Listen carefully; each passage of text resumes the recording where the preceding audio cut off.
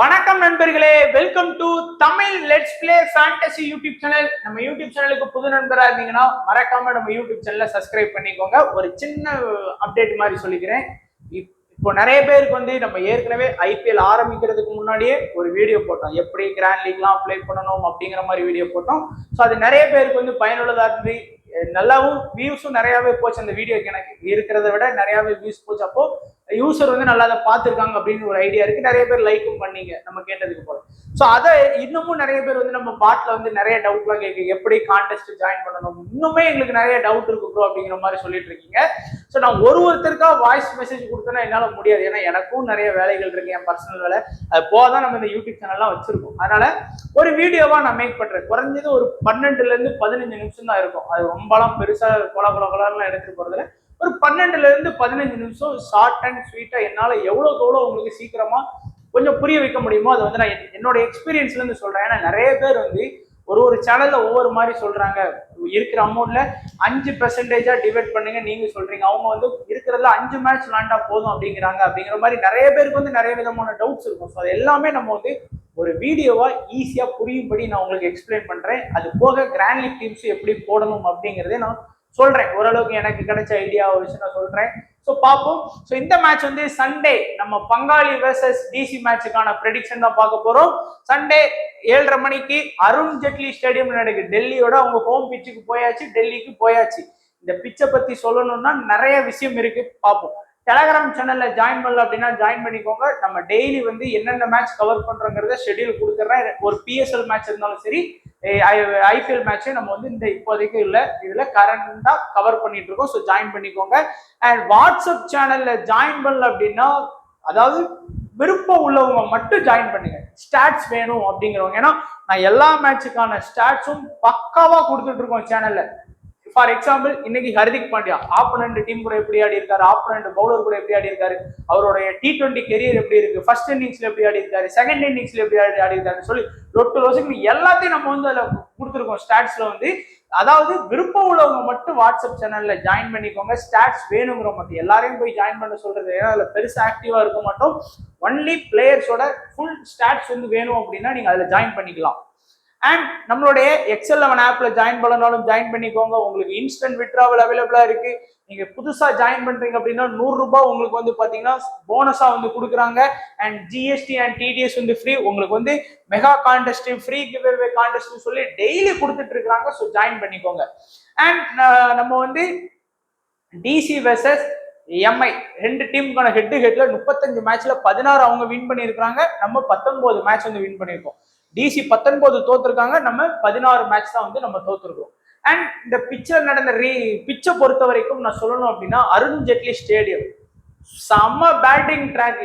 எனக்கு தெரிஞ்சு நான் லாஸ்ட் வருஷம் பார்த்தது வச்சு சொல்றேன். ஒரு 5 மேட்ச் இந்த பிச்சில் போச்சு. 5 மேட்சுமே 300 ஸ்கோர் பண்ண முடியல அப்படின்னு தான் எல்லா டீமுமே ஒரு இதா இருந்தாங்களே தவிர 200 ஸ்கோர் பண்றதும் இங்க ஒரு பெரிய மேட்ரே கிடையாது. லோ ஸ்கோரே பாத்தீங்கன்னா, ஏதாச்சும் ஒரு பிச்சுனா லோ ஸ்கோர் ஒரு டபுள் டிஜிட்ல வரும், இல்லைன்னா ஒரு 120 130 ஸ்கோர் பண்ணுவாங்க. இங்கெல்லாம் அது வாய்ப்பே கிடையாது. 170 கிட்ட தான் லோ ஸ்கோரே போச்சு. அடிபொலியா இருக்கும். இந்த பிச்சில் மேட்ச் பாக்குறதுக்கு இன்ட்ரெஸ்டா இருக்கும். பாருங்க, லாஸ்ட் இயர் பிச்சோட பவுண்டரி லைன் பாருங்க. இதெல்லாம் லாஸ்ட் இயர் கொடுத்தது. நான் ஏதோ சும்மா எடுத்துட்டு நினைக்காதீங்க. லாஸ்ட் இயர் பிச்சை எல்லா ரெக்கார்டுமே என்கிட்ட இருக்கும்னு சொல்றதுதான். Last year off side 60 metre, left side 66 metre, ஸ்ட்ரைட்லாம் 70. ஆஸ்திரேலியா உமன்ஸ் விளையாடக்கூடிய பிச்சை பவுண்டரி லைனை விட இது கம்மி. அதனால 6க்கு இங்க குறையே இருக்காது. அதுதான் அவங்க சொல்லியிருக்கிறாங்க, நல்லா என்ஜாய் பண்ணி ஆடலாம்னு சொல்லி. லாஸ்ட் வருஷம் டோட்டலா 5 மேட்ச் ஆடி இருக்காங்களா, 5மே பேட்டிங் ஃபர்ஸ்ட் தான் வின் பண்ணியிருக்காங்க. நம்ப முடியல, அதுதான் உண்மை. லாஸ்ட் வருஷம் அப்படிதான் போச்சு. அண்ட் ஓவராலா ஆவரேஜான ஃபர்ஸ்ட் இன்னிங்ஸ் ஸ்கோர் பாருங்க 227. ஃபர்ஸ்ட் 5 மேட்சோட ஃபர்ஸ்ட் இன்னிங்ஸ் கூட்டி டிவைடட் பை 5 போட்டீங்கன்னா ஆவரேஜ் 227 ரன் ஃபர்ஸ்ட் பேட்டிங் பண்ற டீம் லாஸ்ட் இயர்ல ஸ்கோர் பண்ணியிருக்காங்க. ஹை ஸ்கோர் SRH 266, டிசி கூட அடிப்பாங்க. Low score Lucknow 189. என்னது லோ ஸ்கோரே 189 அப்படிங்கிற மாதிரியான பிச்சு இந்த பிச்சு. அண்ட் லாஸ்ட் வருஷம் நடந்த 5 மேட்ச் ரிசல்ட் நம்ம ஏற்கனவே சொன்னோம், அந்த இதுல தப்பா கொடுத்துட்டேன். அதாவது போன வீடியோலே அதோட ரிசல்ட் இருக்கு, அதுல வேணா போய் பார்த்துக்கோங்க ரீசெண்டா எப்படி நடந்திருக்கு அப்படின்னு சொல்லி. இப்போ டைரக்டா நம்ம ப்ரெடிக்ஷன் ஆரம்பிக்கலாம். ஃபர்ஸ்ட் ஜாக் ஃப்ரெஷர், நம்ம ஏற்கனவே சொன்னதுதான். ஜாக் ஃப்ரெஷரும் டியூ பிளசிஸ் தான் ஓப்பனிங் ஆட போறாங்க. Jake Fraser hit or miss, தொடர்ந்து தலைவர் மிஸ் ஆகிக்கிட்டே தான் இருக்கிறாரு. 4 மேட்ச்ல 46 ரன் ஸ்கோர் பண்ணி ஒரு மேட்சுக்கு 11 ரன் தான் ஸ்கோர் பண்றாரு. அதுலயும் ஒரே ஒரு மேட்ச் மட்டுமே 30 சம்திங் ஸ்கோர் பண்ணிட்டாரு. ஜாக் ஃப்ரெஷர் நான் சொல்றதான், நான் பிபிஎல்ல இருந்து ஃபாலோ பண்ணிட்டு இருக்கேன். அதுக்கு முன்னாடி வருஷமும் பிபிஎல்ல இருந்து ஃபாலோ பண்ணிட்டு இருக்கேன். 10 மேட்ச் ஆடுறாரா, ஒரு மேட்ச் வந்து பயங்கரமா ஸ்கோர் பண்ணுவார். அது எந்த மேட்ச்லாம் தெரியாது. ஆனா அது வந்து ஃபர்ஸ்ட் இன்னிங்ஸ்ல வருமா செகண்ட் இன்னிங்ஸ்ல வருமா, ஒரு பெரும்பாலான மேட்ச் வந்து செகண்ட் இன்னிங்ஸ்ல ஹை ஸ்கோர் வர்றதுக்கு வாய்ப்புகள் இருக்கு. பட் அவர் வந்து 10 மேட்ச் ஆனா ஒரு மேட்ச் அடிப்பாரு. ஸோ அவர் எடுக்கணுமா வேணாமாங்கிறத நீங்களே டிசைட் பண்ணிக்கோங்க. அட்லீஸ்ட் ஒரு 10 டீம் போடுறீங்க அப்படின்னா ஒரு டீம்லயாச்சும் அவரை வந்து கேப்டனா போட்டு விட்டுருங்க. நானா அப்படிதான். ஏன்னா பரவாயில்ல, அந்த ஒரு டீம் தோத்தாலும் பரவாயில்ல, என்ட்ரி ஃபீஸ் வந்து ரிட்டர்ன் வாங்குற மாதிரி அந்த டீமை செட் பண்ணி விட்டுட்டு அவரை வந்து கேப்டனா போட்டு விட்டுருவேன். அந்த மாதிரிதான் நான் ட்ரை பண்ணுவேன். ஏன்னா அந்த 10ல ஒரு மேட்ச் அடிக்கிறது இன்னைக்கு மேட்சா இருந்தா எம்ஐ கூட இருந்தா என்ன பண்றது. ஆனா இன்னைக்கும் ஆப்போனன்ட் டீம்ல பும்ரா, ட்ரெண்ட் போல்ட் அப்படிங்கிற 2 ஸ்ட்ராங் பவுலர்ஸ் இருக்காங்க. அதனால ஸ்கோர் பண்றதுங்கிறது ரொம்ப கஷ்டம். அதையும் மீறி அவர் வந்து செகண்ட் பேட்டிங் வந்தாருன்னா வேணா நான் வந்து அந்த கேப்டன் வைஸ் கேப்டன் ஆப்ஷன் கொடுப்பேன். டியூ பிளஸிஸ் நல்லா ஆடக்கூடிய பிளேயர். இந்த சீசன்ல 3 மேட்ச்ல 27 ஆவரேஜ் வச்சிருக்காரு. கண்டிப்பா டியூ பிளஸிஸ் வந்து ஃபர்ஸ்ட் பேட்டிங் வந்தார் அப்படின்னா ஒரு 20 ரன்னுக்குள்ள அடிக்கிறதுக்கு வாய்ப்பு இருக்கும். அதுவே செகண்ட் பேட்டிங் சேசிங் வந்தாருன்னா நான் வந்து ஒரு 30+ ரன் வந்து அடிப்பார் அப்படிங்கிற மாதிரி ப்ரெடிக்ட் பண்றேன். ஏன்னா அவருடைய ஆவரேஜ் அந்த மாதிரி இருக்குது. அபிஷேக் போரல் நல்ல டொமஸ்டிக் லீக்லாம் இதுக்கு முன்னாடி நடந்த ஐபிஎலுக்கும் போன வருஷம் ஐபிஎலுக்கும் இந்த வருஷம் ஐபிஎலுக்கு நடுவில் நடந்த எல்லா டொமஸ்டிக்லயுமே சூப்பரா ஆடி இருக்கிறாரு. அது மட்டும் இல்லாம செகண்ட் பேட்டிங் வந்து அபிஷேக் போரல் நல்லாவே ஆடுறாரு. ஆனா லாஸ்ட் மேட்ச் வந்து ஆர்சிபிக்கு அகைன்ஸ்டா கூட நான் அவர் ட்ரை பண்ணேன். பட் அவர் பெருசா ஆடல. பரவாயில்ல, ஏன்னா எல்லா பிளேயராலும் எல்லா மேட்சும் ஸ்கோர் பண்ண முடியாது. பட் செகண்ட் பேட்டிங் வந்து நான் கண்டிப்பா அவர் வந்து இம்பார்ட்டன்ஸ் கொடுப்பேன். ஏன்னா 30+ ரன் வந்து செகண்ட் பேட்டிங் வரும்போது அவர் கண்டிப்பா அந்த ரன்ஸ் அடிச்சு கொடுக்குறாரு. இந்த பிச்சிலையும் ஒரு 31 ஆவரேஜ் வச்சிருக்காரு. இந்த சீசன்லயும் ஒரு 24 ஆவரேஜ் வச்சிருக்காரு. கேஎல் ராகுல் போத் இன்னிங்ஸ்லயுமே நல்லா ஆடக்கூடிய பிளேயர் தான். ஆனா ஃபர்ஸ்ட்ல தான் அவர் வந்து பிளஸ்ஸா இருக்காரு. லாஸ்ட் மேட்ச் வந்து செகண்ட்ல நல்லா ஆடினாரு, இல்லைன்னு சொல்லல. ஆனா அவருடைய பெரும்பாலான ஹை ஸ்கோர் வந்து ஃபர்ஸ்ட் இன்னிங்ஸ்ல தான் வருது. ஃபர்ஸ்ட் பேட்டிங் பண்ணா கேல நம்ம ஷுவரா நம்பலாம். அது போக விக்கெட் கீப்பர் ஆப்ஷன்லயும் இருக்காரா, அது வேற ஒரு பிளஸ். லாஸ்ட் மேட்ச்லாம் ஆர்சிபி வெர்சஸ் டிசி மேட்ச்ல என் ஆப்போனன்ட் பூராரும் விராட் கோலி தான் போட்டிருந்தாங்க. நான் என்ன நினைச்சேன், விராட் கோலிக்கு பேர கேல போடலாம் அப்படின்னு நினைச்சேன். காரணம் விக்கெட் கீப்பர் ஆப்ஷன். அதே போல அவருக்கு 2-3 கேட்ச் ஒரு ரன் அவுட்லாம் பண்ணாரு. அதுலேயே விராட் கோலி பாயிண்ட முடிச்சு விட்டாரு கேஎல் ராகுல். அப்புறம் பிலிப் சால்ட்ட மட்டும் ஒரு 20 ரன் அடிச்சா வின் பண்ற மாதிரி இருக்கும். ஆனா கேஎல் ராகுல் அடிச்சது என்னமோ பெங்களூரே உத்து பாக்குற லெவலுக்கு வந்து ஸ்கோர் பண்ணி கொடுத்தாரு. பட் ஃபர்ஸ்ட் பேட்டிங் பண்ணா கேஎல் ராகுலோட ஃபேண்டசி வேல்யூ கண்டிப்பா இன்க்ரீஸ் ஆகும். நம்ம தைரியமா நம்பலாம்.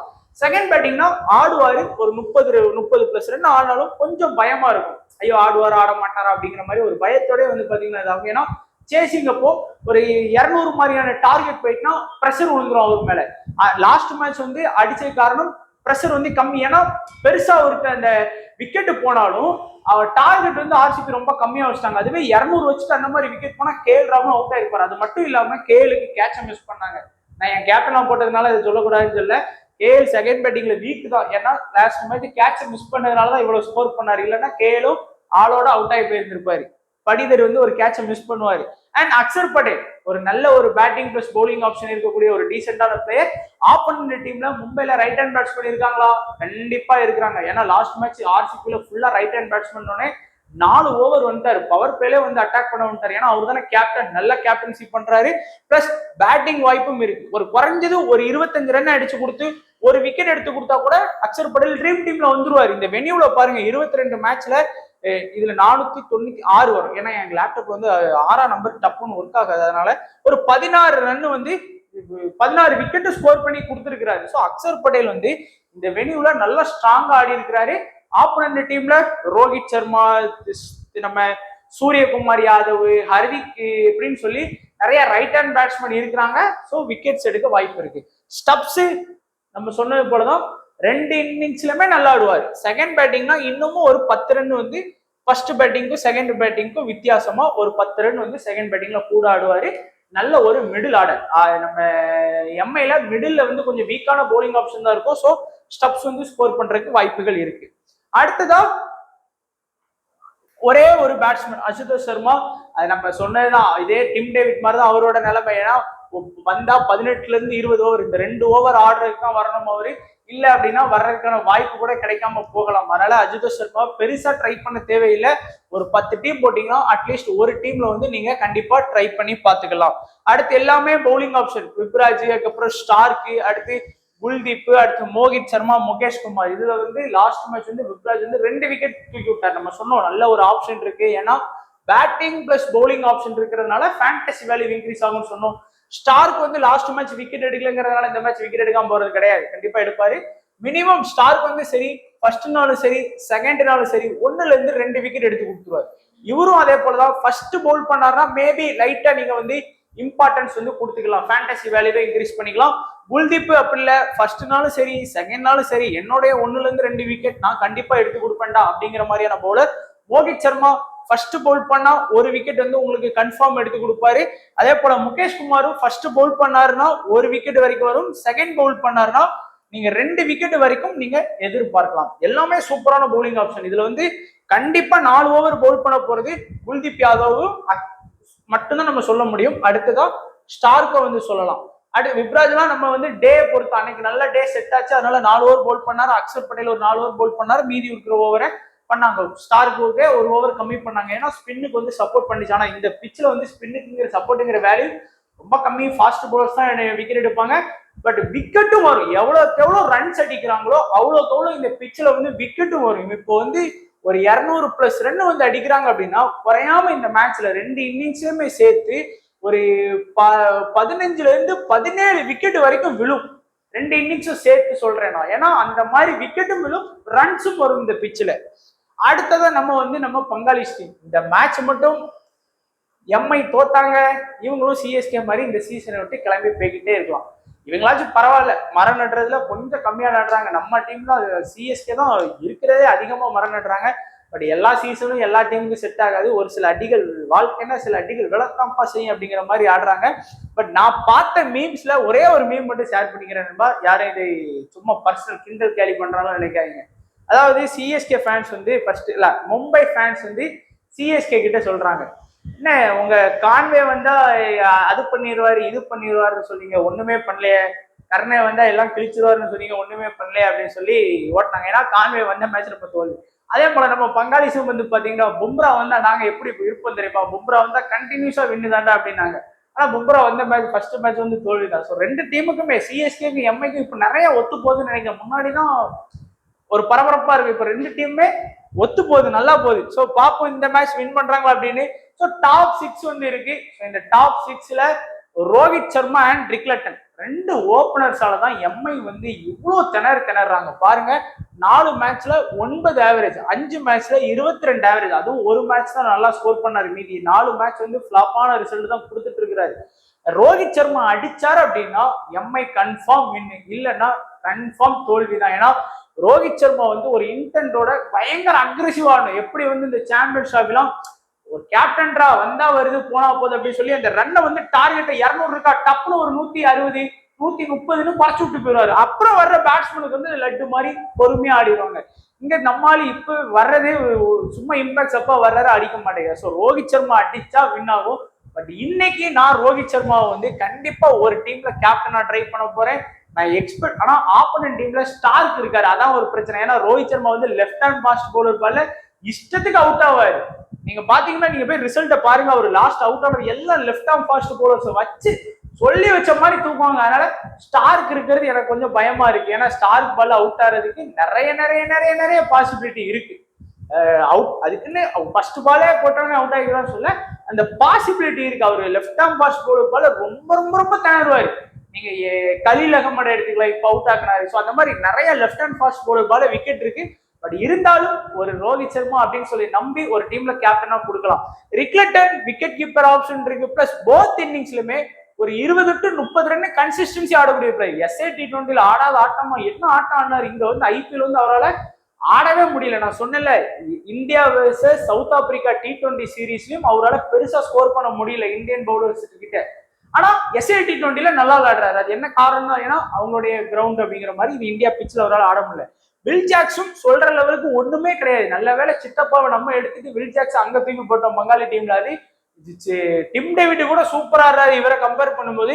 பட் ஃபேண்டசின்னு வரும்போது இந்த இதுக்காக தான் நம்ம வந்து அவரை கொஞ்சம் இம்பார்ட்டன்ஸ் கொடுக்கலாம். ஏன்னா திடீர்னு பவுலிங் பண்ணி விக்கெட் எடுத்துருவாரோ அப்படிங்கிற ஆப்ஷன் இருக்கு. ஏன்னா இன்னைக்கான அவருக்கான ஆப்ஷன் வந்து ஆப்போனன்ட் டீம்ல இருக்கு.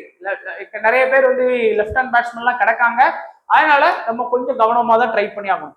சூர்யா, திலக் இந்த 2 பேரும் தான் குவாலிட்டியான பிளேயர்ஸ். எந்த இன்னிங்ஸா இருந்தாங்க எங்க கிட்ட இருந்து 30+ ரன் வந்து கண்டிப்பா வரும். அடுத்து என் captain Hardik Pandya first bowl second bat, இதுதான் நான் எப்பவும் சொல்லுவேன். ஹர்திக் பாண்டியா இந்த மாதிரி வந்தா கண்டிப்பா நீங்க கண்ணை மூடிட்டு கேப்டன் வைஸ் கேப்டன் ட்ரை பண்ணலாம். நான் ஒரு 15-20 மேட்ச் ரெக்கார்டு வச்சு பார்க்கேன். ஹர்திக் ஃபர்ஸ்ட் பவுல் செகண்ட் பேட்னா ட்ரீம் டீம்ல வராத மேட்சே கிடையாது. ஆல்மோஸ்ட் 98% ட்ரீம் டீம்ல வந்துடுறாரு. ஃபர்ஸ்ட் பவுல் செகண்ட் பேட் தான். அதே போல திலக் வர்மா, சூரியகுமார் யாதவும் ஃபர்ஸ்ட் பேட்டிங் வர சொன்னாலும் அந்த 30+ ரன் அடிச்சிடறாங்க. செகண்ட் பேட்டிங் பண்ண சொன்னாலும் 30+ ரன் வந்து அடிச்சிடறாங்க. கன்சிஸ்டன்சி இருக்கும். இப்ப எப்படி ரிக்லட்டன் ஒரு மேட்ச் அடிச்சுட்டு 4 மேட்ச் திணறிட்டு இருக்காரு, அப்படி கிடையாது. 10 மேட்ச் ஆடுறாங்கன்னா அந்த 30+ ரன் வந்து 8 மேட்ச் வரைக்கும் ஸ்கோர் பண்ணி கொடுக்கக்கூடிய பிளேயர்ஸ் தான் இந்த 3 பிளேயர் தான் மும்பை அப்படிங்கிற மாதிரி இருக்குது. அதுவும் குறிப்பா ஹர்திக்லாம் ரொம்ப கோவம். லாஸ்ட் மேட்ச்ல அந்த லெவலுக்கு எவனாலையும் ஆட முடியாது. அப்படி ஆடி தோத்தா யாருக்கு தான் கோவம் வராது, ரொம்ப கஷ்டமா தான் இருக்கும்.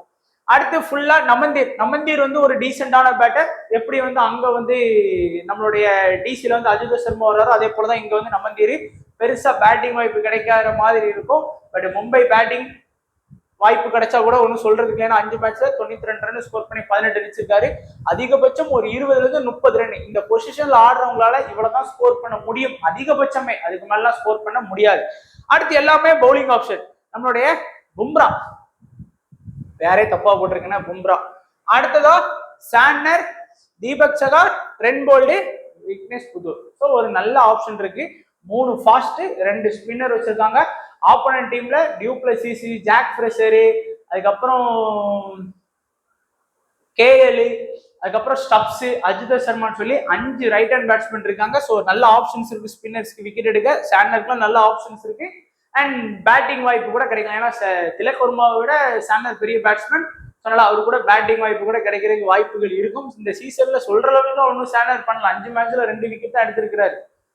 ஆனா இதுக்கு முன்னாடி நடந்த எல்லா New Zealand versus Sri Lanka T20 series, champions trophy அதெல்லாம் நல்லா ஆடினாரு. பட் இங்க வந்து மும்பைக்கு வந்து பெருசா ஆடவே இல்லை. தீபக் சகாரும் 5 மேட்ச்ல 4 விக்கெட் தான் எடுத்திருக்காரு. ட்ரெண்ட் போல்ட் இப்ப நல்லா பவுல் பண்றாரு நண்பா. எப்போ பும்ரா வந்தாரோ அந்த காம்பினேஷன் ஒர்க் ஆகுது. லாஸ்ட் மேட்ச் கூட 2 wicket. So Bumrah, Trent Boult, Deepak Chahar இந்த இது ஒரு combination. Bumrah, Trent Boult, Santner இது ஒரு காம்பினேஷன்.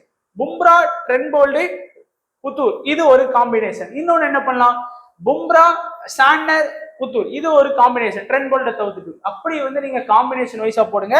மறந்துடாதீங்க, ஹர்திக் பவுலிங்ல செம்ம ஸ்ட்ராங்கா பவுல் பண்ணிட்டு இருக்கிறாரு.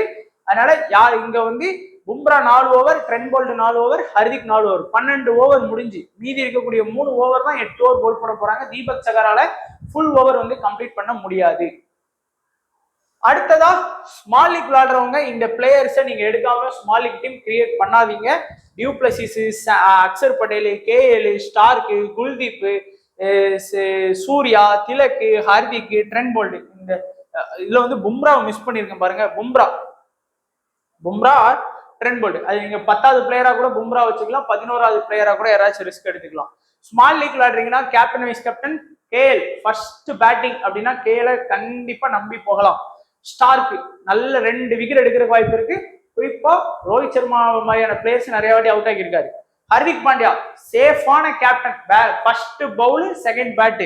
பும்ரா ஃபர்ஸ்ட் பவுலிங் பண்ணாருன்னா டெத்ல அட்டாக் பண்ணுவாரு. லாஸ்ட் மேட்ச் அப்பதான் அட்டாக் பண்ணாரு, பட் விக்கெட் கிடைக்கல. பட் இந்த 4 பேருக்குமே இன்னைக்கு நல்ல ஆப்ஷன் இருக்கு. கேஎல் ஃபர்ஸ்ட் வந்தா, ஸ்டார்க் எப்போ பவுல் பண்ணுவதாலும் ஃபர்ஸ்டா இருந்தாலும் சரி செகண்டா இருந்தாலும் சரி, ஹர்திக்கு first bowl second bat, Bumrah first bowl பண்ண வந்தாருன்னா கேப்டன் வைஸ் கேப்டன். இந்த 4 பேருக்குமே நீங்க நல்ல ஆப்ஷன். ஆனா காமனா எல்லாரும் எப்படி போடுவாங்க அப்படின்னா ஹர்திக் கேப்டன், வைஸ் கேப்டனா கேல தான் போடுவாங்க. பும்ரா, ஸ்டார்க்கு யாருமே ட்ரை பண்ண மாட்டாங்க. பட் ட்ரை பண்ணி பார்க்கலாம். லோ பெர்சன்டேஜ்ல இருக்கக்கூடிய நல்ல ஆப்ஷன் ஜாக் ஃப்ரெஷர் தலைவர், மறுபடியும் நீங்க ட்ரை பண்ணி பார்க்கலாம். முகேஷ் குமார் நல்ல 1 விக்கெட்ல இருந்து 2 விக்கெட் வரைக்கும் எடுத்து கொடுப்பாரு. நம்ம கேப்டன் ஹிட்மேனை வந்து கூட நீங்க கேப்டனா கன்சிடர் பண்ணலாம். லோ பெர்சன்டேஜ்ல தீபக் சகார். இந்த 4 பேருமே லோ பெர்சன்டேஜ்ல இருக்கக்கூடிய நல்ல பிளேயர்ஸ். எப்போ ஆடுவாங்கன்னு சொல்ல முடியாது, பட் ஆடினா செம்ம பாயிண்ட் வாங்கி கொடுத்துருவாங்க. அதனால இந்த 4 பேரையும் உங்களுடைய டீம்ஸ்ல கொஞ்சம் கன்சிடர் பண்ணுங்க. ஃபைனலா நம்மளுடைய small league demo team almost சேமா தான் எடுத்திருப்போம். 2 ரிஸ்க்கும் இருக்கும். KL, Rickelton, Surya, Tilak, du Plessis, Hardik, Axar Patel, Starc, Kuldeep, Bumrah, Trent Boult. இங்க கேஎல், அபிஷேக் போரர் நல்ல ஒரு ட்ரம்ப் கார்டா ட்ரை பண்ணலாம். சூரியகுமார் யாதவ், டியூப்ளசிஸ், ரோஹித் சர்மா ஒரு நல்ல ட்ரம்ப் கார்டு. திலக்குக்கு பதிலா ரோஹித் எடுக்கலாம். Hardik, Axar, Starc, Kuldeep, Bumrah, Trent Boult. இதுல எதுவும் மாத்த வேணாம். இதுல மட்டும் தான் நம்ம ரிஸ்க் எடுத்திருக்கோம். ஒன்னு ரிக்லட்டனுக்கு பதிலா அபிஷேக் போரல், திலக் வர்மாக்கு பதிலா ரோஹித் சர்மா எடுக்கலாம். மற்றபடி நீங்க காமனா சேஃபா போறதே பெஸ்டா இருக்கும். லோ பர்சன்டேஜ் உள்ள பிளேயர்ஸ் நீங்க பாத்துருப்பீங்க. ஸோ இதான் நண்பா நம்மளுடைய ப்ரெடிக்ஷன். ஸோ வீடியோ கண்டிப்பா பிடிச்சிருக்குன்னு நினைக்கிறேன். பிடிச்சிருக்கா லைக் பண்ணுங்க. மறுபடியும் சொல்றேன், அந்த கிராண்ட் லீக் எப்படி கிரியேட் பண்ணணும் அப்படிங்கிற மாதிரியான வீடியோஸோட உங்களுக்கு பெஸ்ட் வீடியோவோட வர்றேன். என்னால் முடிஞ்ச வரைக்கும் எஃபெக்ட் போட்டு ட்ரை பண்றேன். நீங்களும் அந்த வீடியோ பார்த்தோன்னே நிறைய பேருக்கு ஷேர் பண்ணுங்க. ஃபேண்டசி விளையாடுறவங்களுக்கு மட்டும் ஷேர் பண்ணுங்க. சும்மா உங்க ஃப்ரெண்டுக்கு ஷேர் பண்ண தேவையில்லை. யாரெல்லாம் இந்த ஃபேண்டசி விளையாடுறாங்களோ அவங்க எல்லாருக்குமே ஷேர் பண்ணுங்க. ஒரு 10% அந்த வீடியோ பார்த்ததுக்கு அப்புறம் ஒரு சில ஐடியாஸ் உங்களுக்கு வந்து கண்டிப்பா கிடைக்கும். ஸோ தயவு செஞ்சு பிரைம் அந்த இதெல்லாம் வாங்காதீங்க. பிரைம்லாம் வந்து சும்மா ஏமாத்திட்டு இருக்காங்க. நான்லாம் பாக்குறேன் டெய்லி வந்து. இப்போலாம் நம்ம ஏதாச்சும் ஒரு வெப்சைட்டுக்குள்ள போனா கூட இந்த மாதிரி நாங்க வந்து உங்களுக்கு கிரிக்கெட் பாக்குறீங்களா, உங்களுக்கு நாங்க வந்து வின்னிங்ஸ் வந்து நிறைய ஆட்டி தரோம். நீங்க சிம்பிளா யோசிங்க நண்பா. இப்போ வந்து நானே இருக்கேன். நான் வந்து ஃப்ரீயா கொடுக்குறேன். நான் என்ன டீம் வச்சு விளையாடுறேன்னா நான் என்ன நிறைய துட்டு போடுறேன். நான் வின் பண்றேன் லாஸ் ஆகுறேங்கிறது ரெண்டாவது. அது என்னோட நான் யாருக்கிட்டையும் ₹1 கூட நான் வாங்கிட்டு பண்றது கிடையாது. ஏன்னா நம்ம ஃப்ரீயா கொடுக்கும். இப்போ ஒருத்த வந்து உங்களை நான் இப்போ வந்து உங்களை கிராண்ட் லீக் வின் பண்ண வைக்கிறேன் அப்படின்னு சொல்லிட்டு ஒரு ₹1000 கொடு அப்படின்னு நான் கேட்கறேன்னு வச்சுக்கோங்க. உங்க மனசுல என்ன தோணும் அப்படின்னா, ஏண்டா என்ன நீ வின் பண்ண வைக்கிறேன்னு சொல்றல்ல, அப்ப நீயே அதை வின் பண்ணிக்க வேண்டியதானல அப்படின்னு நீங்க என்னை பார்த்து கேட்டீங்கன்னா எனக்கு எப்படி இருக்கும்? அந்த இதை நீங்க கேட்க மாட்டீங்க. ஏண்டா என்கிட்ட ஒரு ₹1000 வாங்குறேன், அதுக்கு நீயே அந்த கிராண்ட் லீக் டீமை போட்டு ₹1,00,000 வின் பண்ணிட்டு போயேன், ஏன் எனக்கு தந்து அந்த ₹1,00,000 ஏன் எனக்கு கொடுக்குற, என்கிட்ட இருக்கிற ₹1000 ஏன் நீ வாங்குற அப்படின்னு யாருமே நினைக்க மாட்டோம். சும்மா எவனோ ஒருத்தன் எதையாவது ஒன்று போட்டோஷாப் பண்ணானா அப்படின்னா நம்புறீங்க. நமக்கு ஒரு தம்ப்நெயில் வைக்க கூட தெரிய மாட்டேங்க இன்னமும். ஆனா அவன் என்னெல்லாமோ போட்டோஷாப் பண்றான், அதெல்லாம் நம்புறீங்க இன்னமும். அது எப்படி ஒருத்தன் டெய்லி வந்து ₹1,00,00,000 வின் பண்ணேன்னு சொன்னா நம்ப முடியும்? இல்ல ₹1,00,000 வின் பண்ணி வச்சு தர்றேன், ஆனா எனக்கு நீ மாசம் ஆனா சப்ஸ்கிரிப்ஷன் எடு அப்படின்னு எப்படி சொல்ல முடியும்? நீங்களே யோசிச்சு பாருங்க. அதெல்லாம் பேசிக்கா நீங்க புரிஞ்சு. அதுக்கு நீங்க அவன்கிட்ட கொடுக்குற ₹1000 நீங்க ₹1000 விளையாண்டு தோத்து போனீங்கன்னா கூட அதுல ஏதாவது ஒரு புண்ணியம் உண்டு, ஒரு எக்ஸ்பீரியன்ஸ் கிடைக்கும். சரி இதுக்கப்புறம் இது வேண்டாம் அப்படிங்கிற மாதிரியா தோணும். இல்லைன்னா பரவாயில்ல நமக்கு ஒன்றும் பெருசா இது இல்லையே விளையாடலாம் அப்படிங்கிறதா தோணும். அடுத்தவன்கிட்ட கொடுக்குறதுக்கு நீங்களே யூஸ் பண்ணுங்க. சொன்னாலும் கேட்க மாட்டேங்கிறீங்க. இதை ஏன் சொல்றேன் அப்படின்னா, நம்ம பாட்டில் வந்து ஒரு நண்பர் வந்து ₹2000 கொடுத்து எவ்வளோ ஜாயின் பண்ணியிருக்காரு. பிளாக் பண்ணிட்டான். அதாவது எப்படின்னா எழுத்து கேட்டிருக்காரு. அதாவது அவன் என்ன பண்றான் அப்படின்னா 10 மேட்ச் கொடுக்குறான். ஒரு நாளைக்கு 4 மேட்ச் கிட்ட கவர் பண்றான்.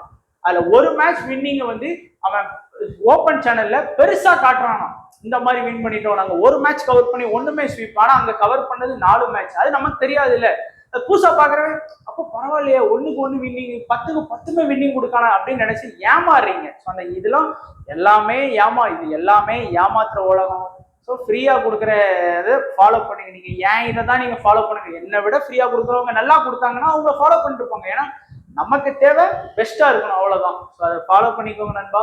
ஸோ அது ஏமாந்து அவரோட இதை சொன்னதுனால நான் சொல்றேன். உங்ககிட்ட வீடியோவை லைக் பண்ணுங்க, உங்க ஃப்ரெண்ட்ஸுக்கு ஷேர் பண்ணுங்க. நன்றி, வணக்கம்.